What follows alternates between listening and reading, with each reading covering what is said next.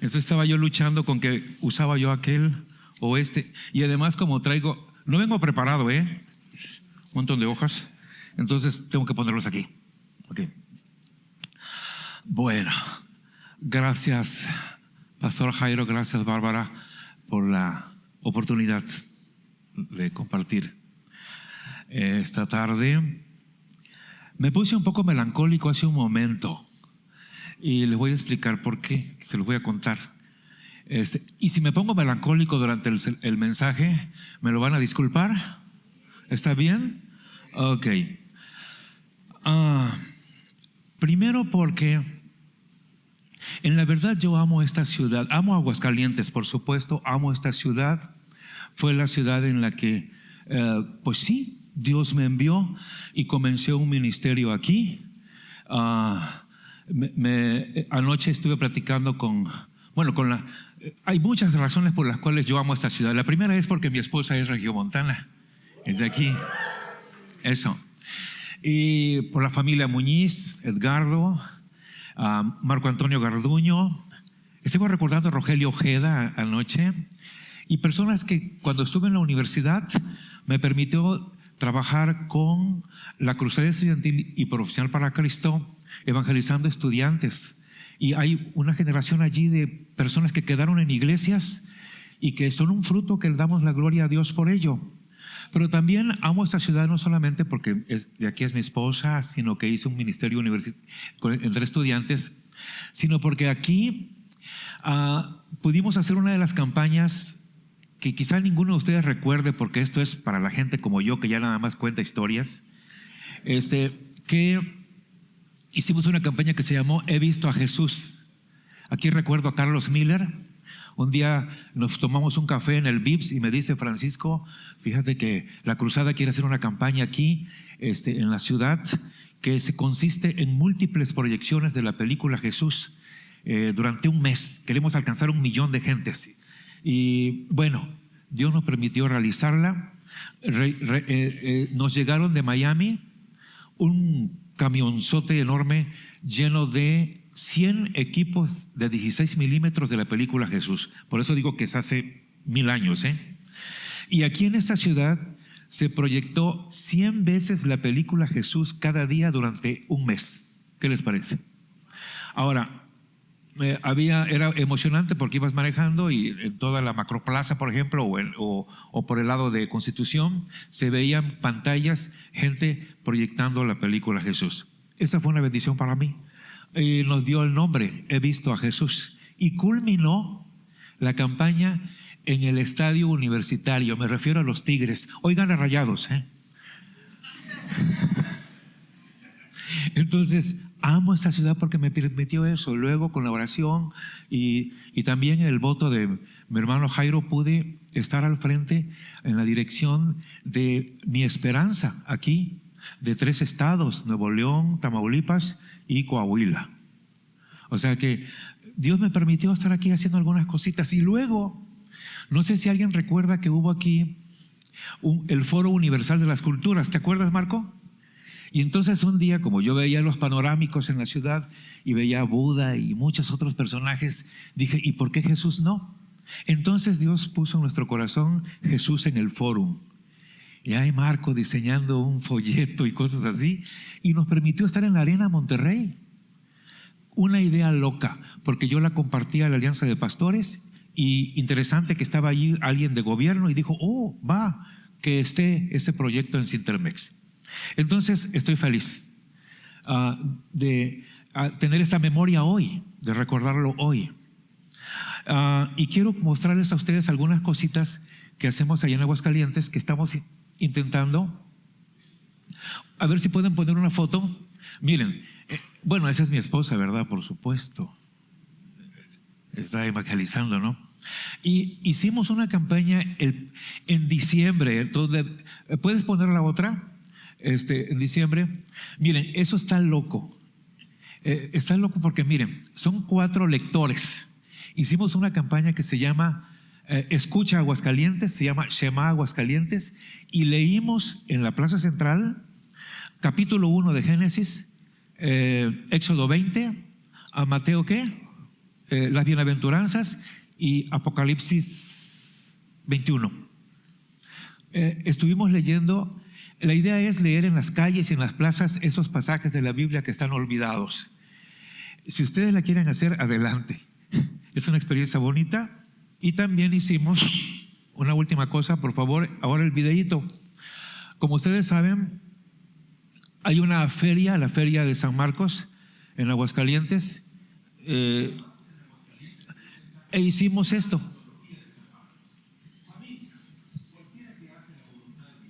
Ese es mi hermano, mi hermana y mi madre. Marcos 3:35. San Marcos, quien da nombre a la feria, es la biografía más sintética y aterrizada del hombre que cambió el rumbo de la humanidad. Vive San Marcos, lee su obra. Suficiente. Ahora, cuando yo le mostré esto a algunos jóvenes de Aguascalientes, dicen, nadie lo va a ver. Y es cierto. O sea, tiene un mensaje subliminal. Después me di cuenta que no es bastante claro. Pero hicimos 4 videos. Bueno, eso es para compartirles un poquito de lo que estamos haciendo allá en Aguascalientes.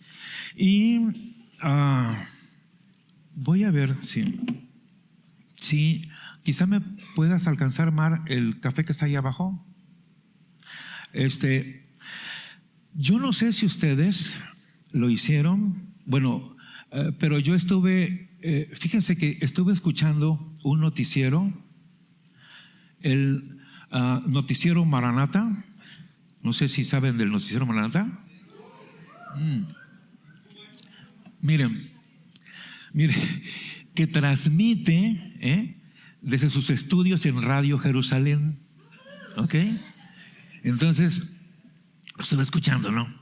Y en el último, que dice que es el 4.º día de la fiesta de los panes sin levadura, que comienza, fíjese, que es el 18 del mes de Nisan, que comienza el 19 de ese mismo mes y que es el 20 para nosotros. Entonces ahí ya no entendí nada.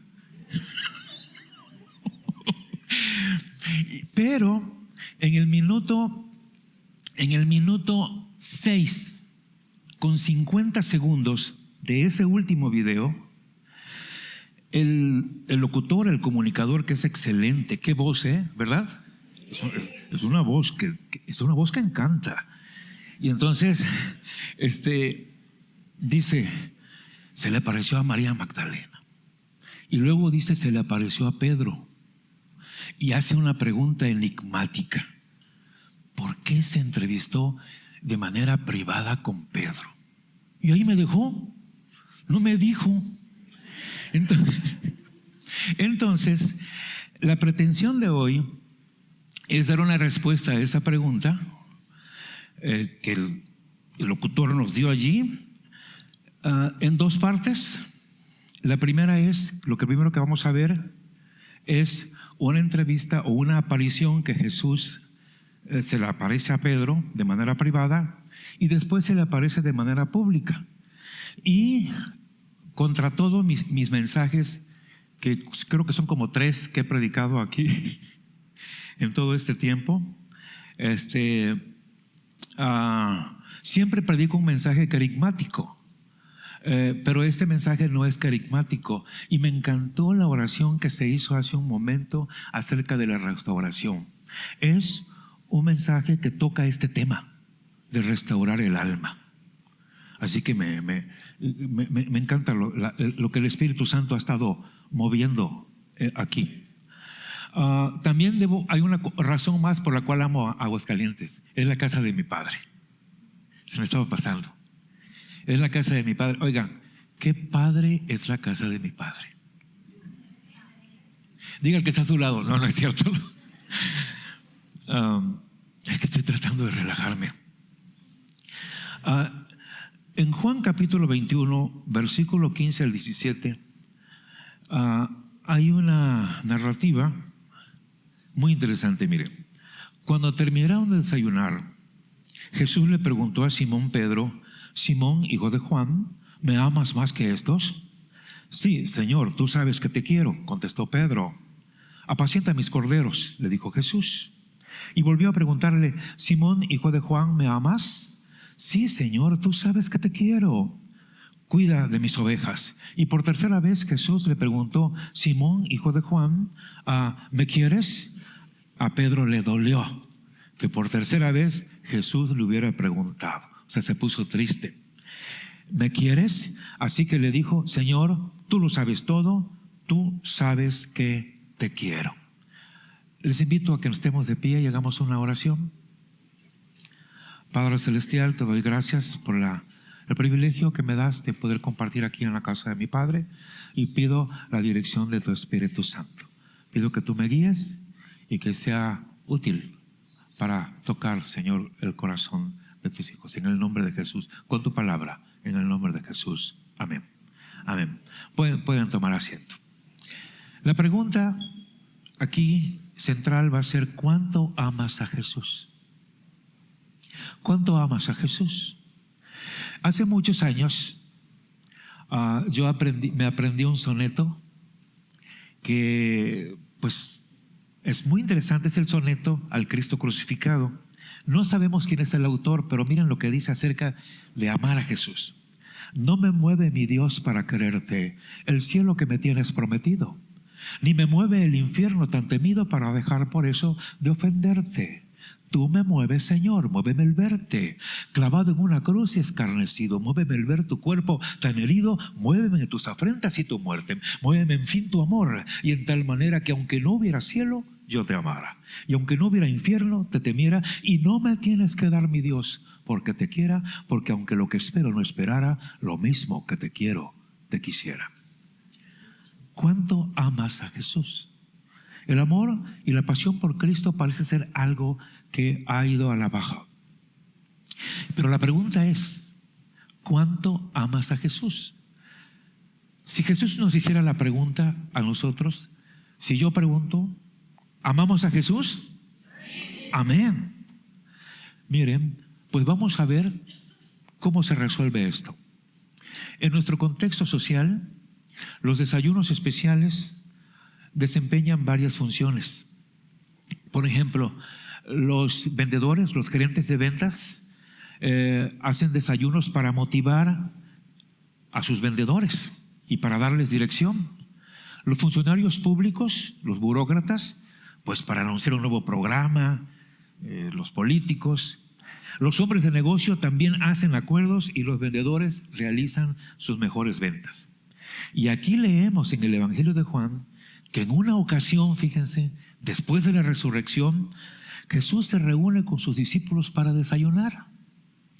¿Sí desayunaron? Bueno. Imagínense esto: un desayuno con el Jesús resucitado. ¿Les gustaría un desayuno con Él?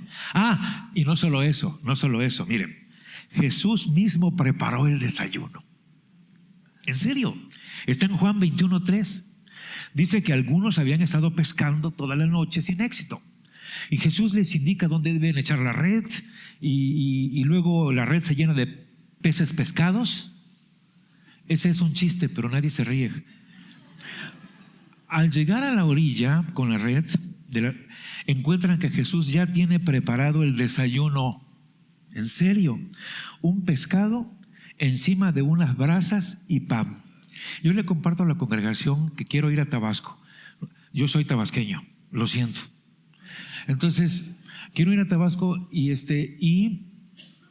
reunir a mis hermanos y a la familia extendida y comprar unos 50 pejelagartos, invitarlos a comer y compartirles el plan de salvación. Eso se llama Operación Mateo, ¿verdad?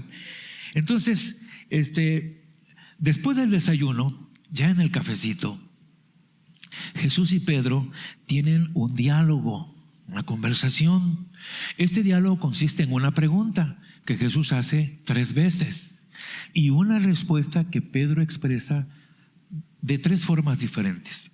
Y también incluye una comisión en 3 partes que Jesús le da a Pedro.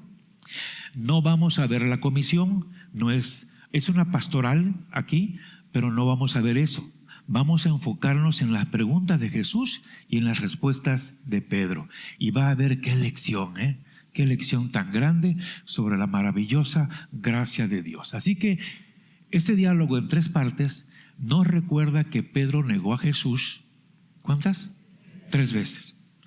La noche en que Jesús fue aprehendido. Ahora, sabemos por otras referencias y por el noticiero Maranata, que el día de la resurrección Jesús se le apareció a Pedro a solas. El apóstol Pedro, escribiéndole a los Corintios, dice, se le apareció a Pedro, o sea, lo hace exclusivo. Tenemos la certeza de que fue con el fin de consolarlo y ofrecerle su perdón.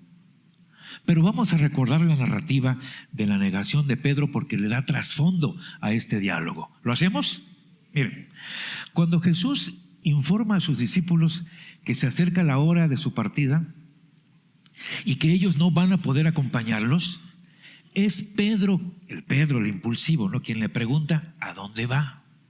Y Jesús le responde, a donde yo voy, no puedes seguirme ahora, me seguirás más tarde. Yo con eso me hubiera quedado. ¿Usted? Pues sí, ¿verdad? Está diciendo el Señor, no puedes. Pero Pedro insiste, ¿por qué no puedo seguirte ahora? Y expresa su amor por él, su pasión, su compromiso, diciéndole, por ti daré hasta la vida. Y entonces Jesús le advierte el peligro que se acerca y le dice, ¿tú darás la vida por mí? Te aseguro que antes que cante el gallo, ¿qué cosa? Me negarás 3 veces. Más tarde esa noche, Pedro también demuestra su amor, su pasión por Cristo, su devoción por Él en una forma violenta. Cuando llegan los soldados para arrestar a Jesús y la guardia y todos esos, Pedro sale en su defensa. Entonces saca su espada y le da con tan mal tino a Malco, ¿verdad?, que le corta la oreja. La idea era otra cosa, ¿no? Ahora, ese era siervo del sumo sacerdote. Jesús le dice a Pedro, regresa esa espada a la vaina, por favor, a su funda, y sana al herido. ¿Saben esa historia, verdad? Lo sana. Luego la escolta se retira del huerto, llevan a su prisionero y la mayoría de los discípulos huye. Y era el pastor, las ovejas se dispersan. Pero Pedro y Juan se atreven a seguirlo de lejos. A seguirlo, van allí. Hay quienes siguen a Jesús de lejos. Al llegar al palacio del sumo sacerdote, Juan, que parece que estaba bien conectado con las autoridades religiosas, se menciona en Juan 18:15 que era conocido del sumo sacerdote. Juan, fíjate, eran amigos o conocidos, ¿no? Entonces logró entrar, pero a Pedro no le dieron permiso y se quedó afuera. Ya es un poco triste quedarse afuera, ¿no? Al poco tiempo, Juan regresa, habla con la portera, parece que trajo una autorización ahí firmada y consigue meter a Pedro. Está en el versículo 16. Al pasar Pedro por la puerta, la portera, valga la redundancia, le hace una pregunta inocente. ¿No eres tú también uno de los discípulos de ese hombre? Refiriéndose a Jesús, ¿no? Y Pedro lo niega. Dice, no. Es noche, avanzadita, hace frío. Los criados hicieron una fogata en el centro del patio del palacio y los guardias están de pie alrededor calentándose. ¿Se ha calentado usted en una fogata? En los campamentos, ¿verdad? Ahí está uno calentándose. Algunos de los que están en el círculo son de la escolta que aprendió a Jesús, los que lo habían traído. En la oscuridad todos los gatos son pardos, no se distinguen los rostros. Pero cuando Pedro se acerca al fuego para calentarse, a la luz de la fogata, varios creen reconocerlo. Y le preguntan, ¿no eres tú también uno de sus discípulos? Y nuevamente Pedro dice, no, lo niega. Y luego, como que se retira, se esconde un poquito allá entre las sombras, pero se le acerca uno de los criados del sumo sacerdote, que era pariente de Malco al que le cortó la oreja. Y entonces, mirándolo fijamente, le dice: ¿acaso no te viene el huerto? Y Pedro lo niega. Ahora, ¿no eres tú? ¿Acaso no te vi? Insiste, ¿no? Y el temor invade a Pedro. Y esta vez, miren lo que sucede.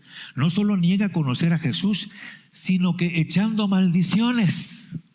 Dice: jura y perjura, hombre, no sé de qué estás hablando, que me caiga un rayo. No sé de qué estás hablando. Y en ese mismo momento canta el gallo. Eso de que me caiga un rayo lo dice la NTV, ¿eh? No lo digo yo. El evangelista escribe que el Señor se volvió y miró directamente a Pedro. Y entonces Pedro se acordó de lo que el Señor le había dicho: hoy mismo, antes que el gallo cante, me negarás 3 veces. Y saliendo de allí lloró amargamente. Pedro se retira del patio, apenas sale del palacio del sumo sacerdote, y lo que ha hecho es como cuando fallas y luego recapacitas. Golpea su conciencia: he negado a mi Señor. La culpa le propina un golpe a su alma y trata de hacer un recuerdo mental de los pasos que lo condujeron a negar al Señor. Y entonces me imagino que él piensa: si no hubiera entrado al palacio, si no me hubiera acercado a la fogata. El si no hubiera es algo que a veces nos llega a la mente cuando fallamos. Si no hubiera hecho caso, si no hubiera ido con esa persona, si no hubiera entrado a ese lugar. Pero ahora la vergüenza llena su corazón y el remordimiento está en su mente. El profundo sentimiento de culpa lo invade, y entonces empieza a llorar. Hay gemidos de este hombre que brotan de lo profundo de su alma y sacuden su cuerpo. Él está llorando amargamente: te fallé, Señor. Y luego, cuando pasan las horas de la noche, estas 2 cosas torturan su mente: la mirada de Jesús y su negación. Hombre, no sé de qué estás hablando. Es una culpa intensa, es un peso insoportable. Y además, porque después de la crucifixión ya no hay oportunidad de ir a hablar con él, al menos hasta ese punto.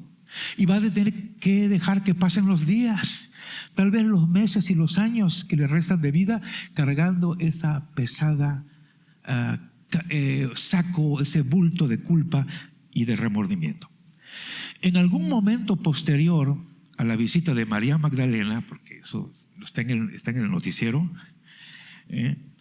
para dar la noticia de la desaparición del cuerpo, y antes que los discípulos se reúnen en el aposento alto, Jesús se le aparece a Pedro en privado, como correctamente dice el noticiero.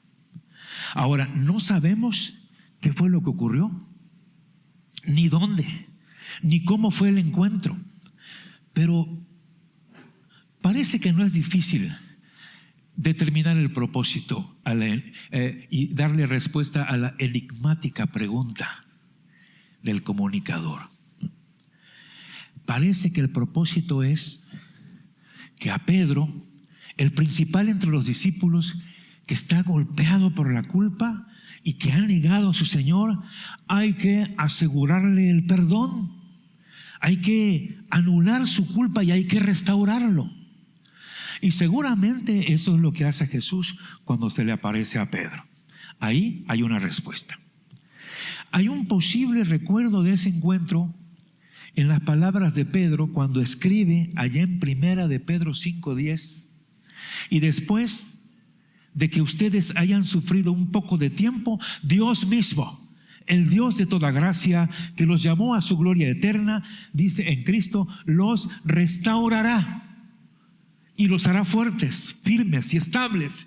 Este versículo dice en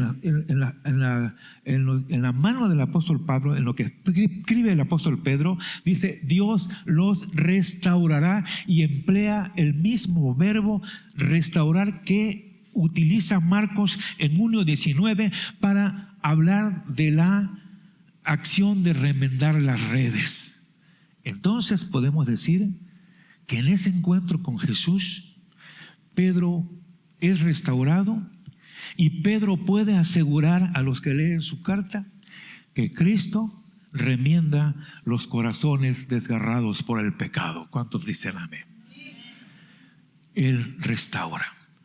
Muchos de nosotros, espero que no, cargamos un pesado bulto de culpa. Hay pecados secretos que guardamos herméticamente en lo más profundo de nuestro ser.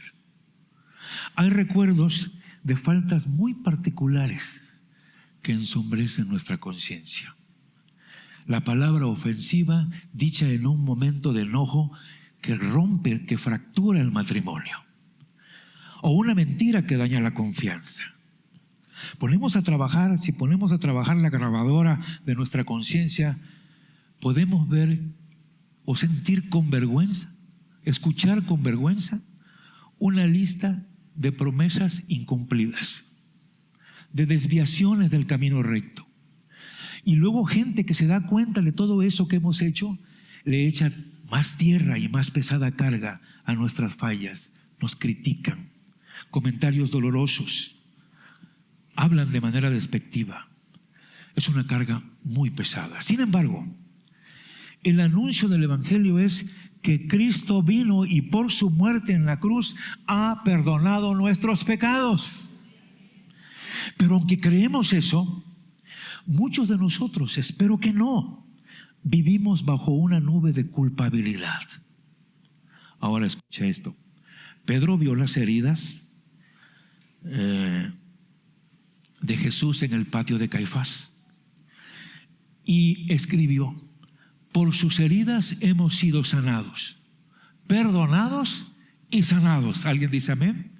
Y el himno dice: todas mis culpas Jesús perdonó, Él las llevó en una cruz.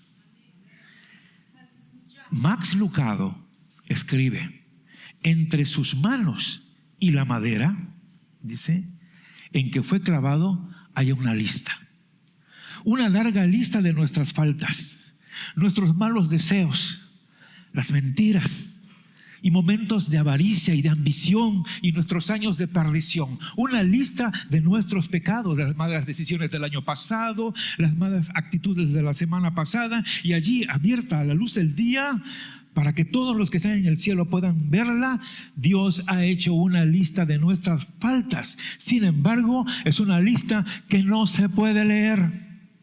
Las palabras no se pueden descifrar. Los errores están cubiertos, los pecados están escondidos. Los que están al principio de la lista están cubiertas por su mano, y los que están debajo de la lista están cubiertas por su sangre. Todos tus pecados están borrados por Jesús. Él ha anulado el acta de decretos que había contra nosotros y nos era adversa. La quitó de en medio y la clavó en la cruz. Él nos ha limpiado completamente. ¿Alguien dice amén? Hoy el Espíritu Santo habló y nos dijo: Jesús se está acercando a ti, acércate tú a Él. Jesús se acerca a nosotros, no importa cuál sea, decía, el origen de tu culpa. No importa cuál sea el tamaño de tu error, Jesús extiende sus brazos y te ofrece su perdón. Y Jesús toma tu carga, ese baúl, ese cofre pesado de fallas, y lo pone sobre sus hombros. Ahora, por supuesto, la negación de Pedro había sido pública y había la necesidad de una restauración pública. Pedro necesitaba un reconocimiento público de parte de Jesús que sus relaciones con él habían sido restauradas. Y los demás discípulos necesitaban saber eso. Es este diálogo que leímos con Jesús en el desayuno, después del desayuno, el que ofrece este reconocimiento. Nota la forma de la pregunta que Jesús le hace a Pedro. Simón, hijo de Jonás, hijo de Juan, ¿me amas más que estos? Jesús, escuche, no le pregunta si él le ama más que lo que ama a sus amigos. Jesús no está preguntando si él le ama más de lo que él ama la pesca. Es como si nos preguntara hoy al Señor, ¿me amas más que tu trabajo? ¿Me amas más que a tus hijos o a tus nietos? No. La pregunta de Jesús es clara. ¿Me amas más de los que me aman tus compañeros? O sea, la pregunta es, ¿por qué Jesús usa este calificativo? Más que estos. ¿Por qué más que estos?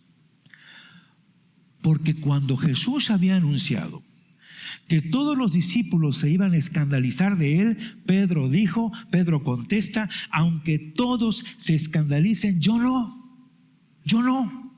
Mateo 26:33. Y después de que Jesús le había advertido que esa misma noche, antes de que cantara el gallo, por segunda vez le negaría 3 veces, Pedro contestó enfático: si me fuere necesario morir contigo, no te negaré. Está en Marcos 14:27-31. Pedro entonces se había ufanado. Pedro se había jactado. Había presumido que aunque los demás lo negaren, yo jamás te voy a negar. Con ese trasfondo, la pregunta de Jesús cobra un nuevo sentido.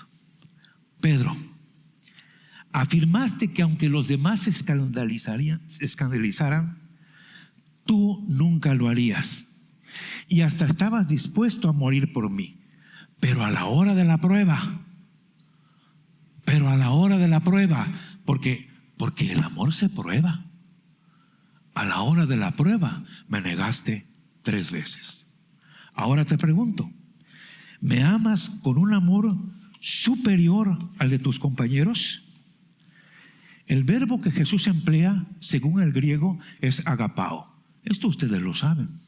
Y se emplea para describir el amor puro, pleno, incondicional, sin intereses egoístas. El amor a pesar de. Agapao se usa para describir el amor que Dios tiene para su Hijo y para los suyos.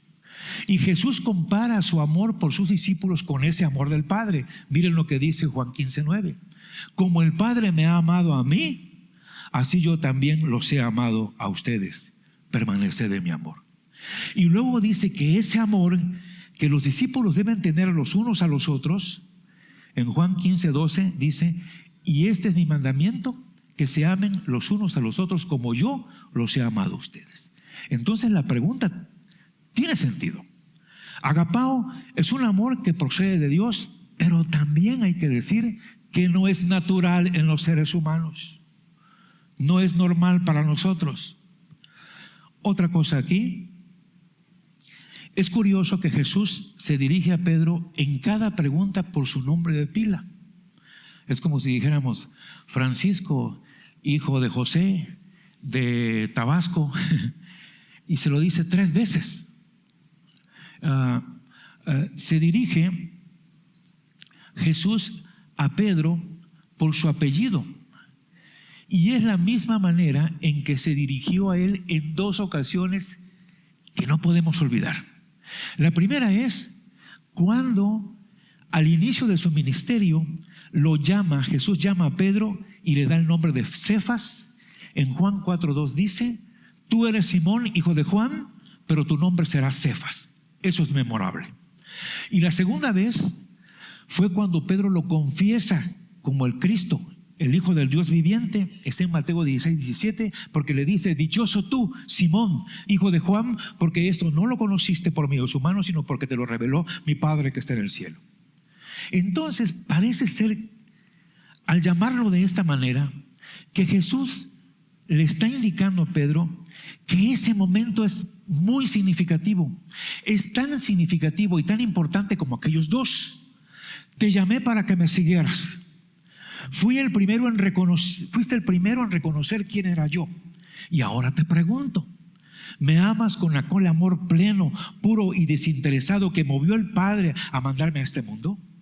¿Me amas con un amor íntegro y decidido? O sea, qué pregunta, ¿no?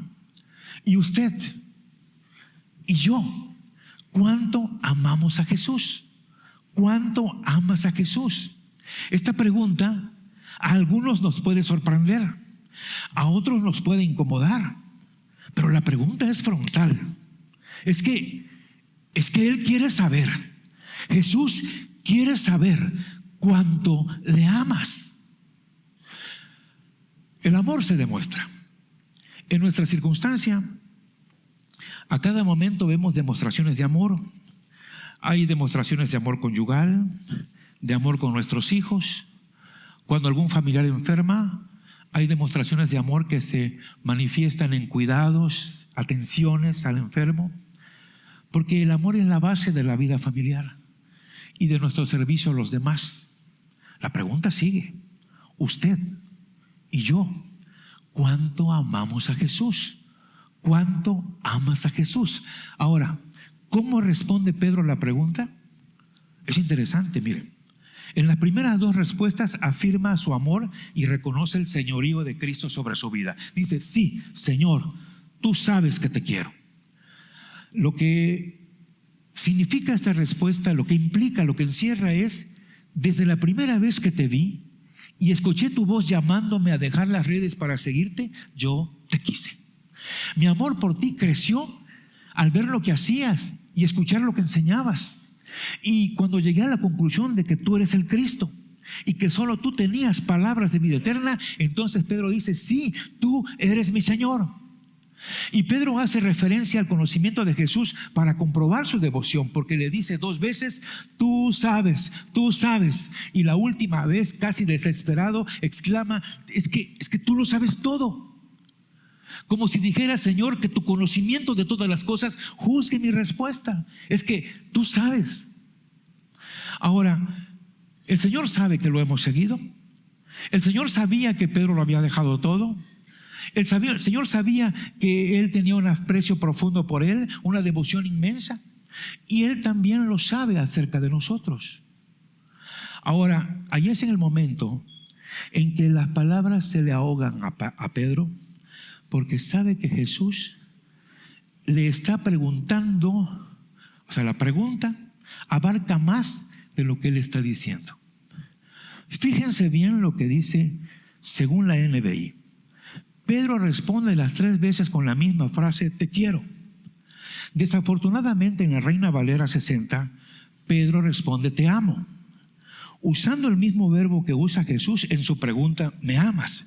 Pero según el texto griego, Pedro responde, fileo, que la NBI traduce, te quiero.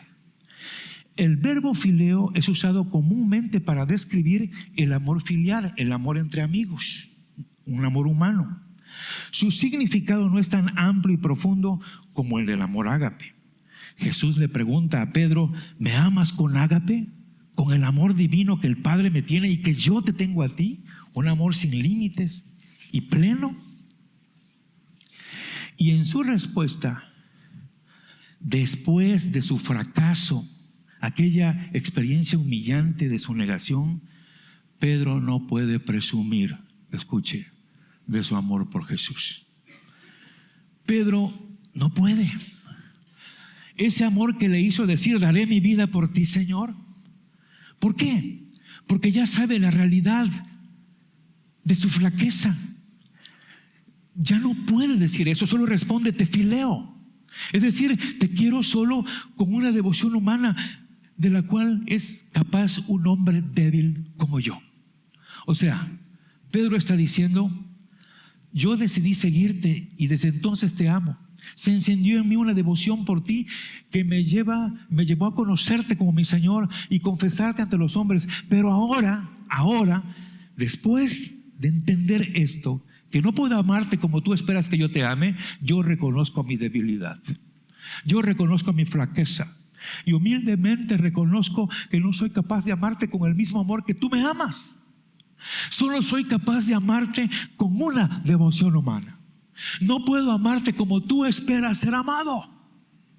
¿Me amas?, te pregunta Jesús. Y contestas: sí, te amo. Te amo desde niño. Te amo desde la escuela dominical. Te he amado toda la vida. Te he amado por las bendiciones recibidas, las oportunidades que me has dado, el crecer en fe y la salvación que me das a través de tu sacrificio en la cruz. Pero ese es el punto, hermanos, que me deseo comunicar. También reconozco mi debilidad. La cantidad de veces que he caído ante las tentaciones, un sinfín de fallas, las numerosas veces que te he negado por palabra y obra. Y Señor, yo no puedo decir que te amo con aquel amor que tú me tienes. Solo te puedo decir que te quiero con un débil y frágil amor humano. Cuando por tercera vez Jesús le hace la pregunta: ¿me amas?, Pedro se entristece.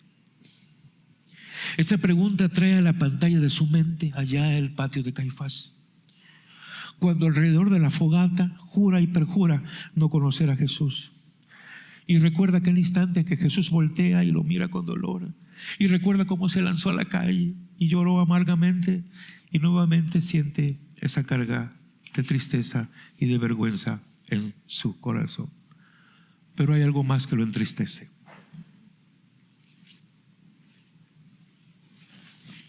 Según la Reina Valera, Jesús le pregunta, como en las dos ocasiones anteriores: ¿me amas? Pero en la NBI, Jesús pregunta: ¿me quieres? Refleja fielmente el uso del verbo fileo en el texto griego. Es decir, Jesús ya no le pregunta a Pedro: ¿me amas?, con un amor ágape. Ahora le pregunta: ¿me quieres?, con un amor humano, el amor que se da entre amigos. Y eso entristece a Pedro, porque la pregunta parece poner en duda el tipo de amor que ya en dos ocasiones Pedro le ha dicho que tiene por él.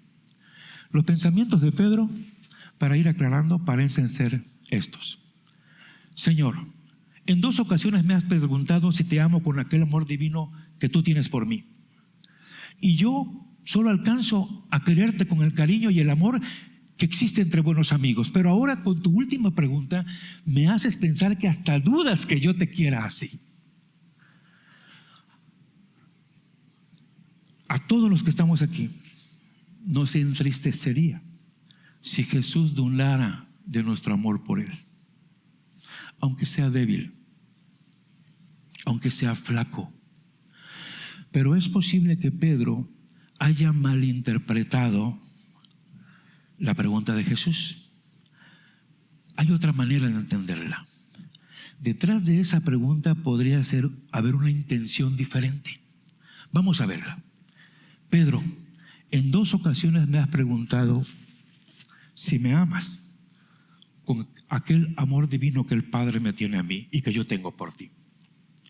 Me has contestado que solamente me quieres con la devoción que caracteriza a los amigos. Pero ¿sabes qué? ¿Sabes qué? Estoy dispuesto a recibir aún ese amor humano. Estoy dispuesto a recibir ese amor limitado y frágil. Y por eso ahora ajusto mi pregunta a tu nivel de amor. ¿Me quieres como amigo? ¿Me quieres como amigo? Y aquí, hermanos, hay una demostración profunda del amor que nos tiene el Señor. Él desea un amor puro, perfecto y sin condiciones.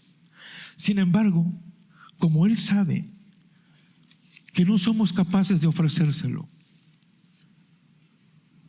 y su amor por nosotros es sin límite y sin condiciones, tan alto y tan profundo y tan ancho, que entonces puede encerrar nuestro corto amor por Él, lleno de limitaciones. No hay problema. Mi amor cubre la falta de tu amor. Su amor divino cubre nuestro amor humano. ¿Por qué? ¿Qué es lo que encontramos cuando queremos exhibir o mostrar aquellas cosas que hemos hecho por amor a Dios? A veces hemos hecho cosas con motivos impuros. A veces hemos hecho cosas con ambiciones personales y llenas de orgullo. Hemos hecho compromisos con Él cada año que no cumplimos. Y todas son una prueba de un amor débil, de un amor sin color, muy humano. Tal vez usted, seguramente yo, sentimos pena y vergüenza cuando Jesús nos pregunta: ¿me amas más que estos? Pero escuchemos lo que Jesús está diciendo.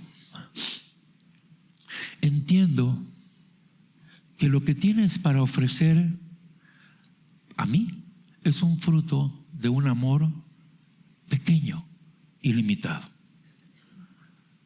pero lo recibo. Lo recibo tal cual. Y si lo recibo es por causa del amor tan amplio y perfecto que recibo del Padre y que yo te ofrezco a ti. Entonces, la pregunta no es cuánto amamos a Jesús, sino más bien cuánto te ama Jesús. ¿Cuánto te ama? Y la respuesta es que te ama con un amor tan puro, con un amor tan fuerte, que se une y se funde con el amor nuestro afectado y débil por el pecado. Así que, en mi opinión,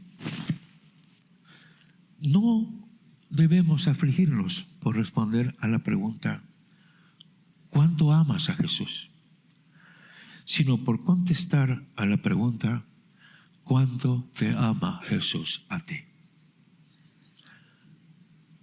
Esta tarde, que por medio de su Espíritu Él te llamó a acercarte a Él, a remendar tu corazón desgarrado.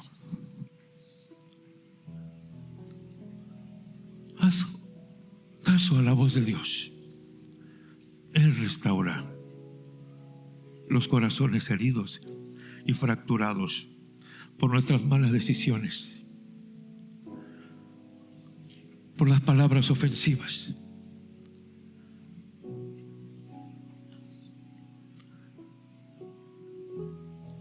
Ponte de pie. Jesús te dice: ¿me amas? Pregunta.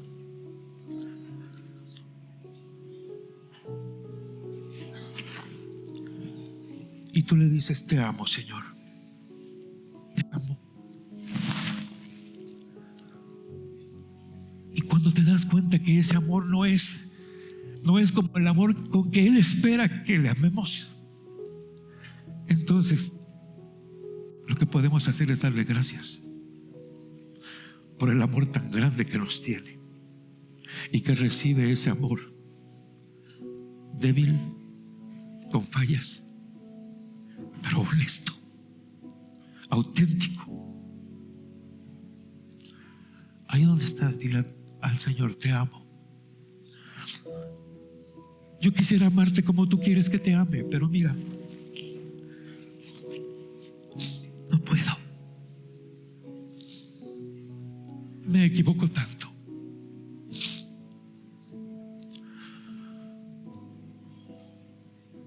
Y tú lo sabes. Es que tú lo sabes.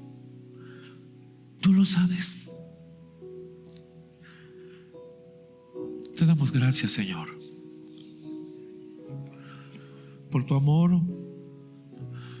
Gracias por un amor tan profundo, tan alto, tan ancho, tan largo, que cubre nuestro amor tan pequeño tan limitado, tan estrecho. Pero es auténtico, Señor. Mira, tú lo sabes. Y te doy gracias porque me perdonas y me restauras. En el nombre de Jesús. En el nombre de Jesús. Decimos amén. ¿Saben? Pedro finalmente amó sin condiciones al Señor y dio la vida por él. Nerón lo mandó crucificar. La historia dice que él pidió ser crucificado cabeza abajo por no considerarse digno de morir del mismo modo que su Señor y Maestro. Entonces, creo que podemos verdaderamente amar a Jesús todavía más.